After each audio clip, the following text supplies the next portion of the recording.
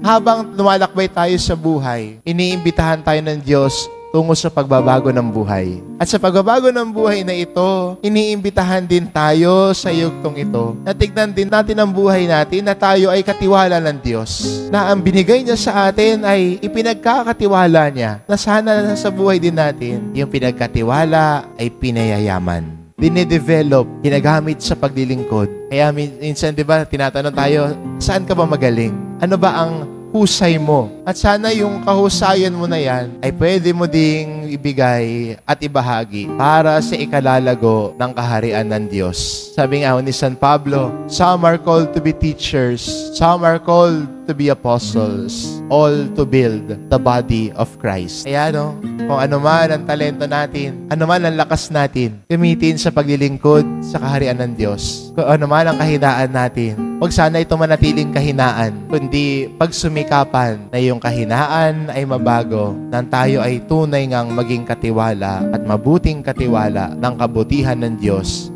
sa buhay natin. Amen.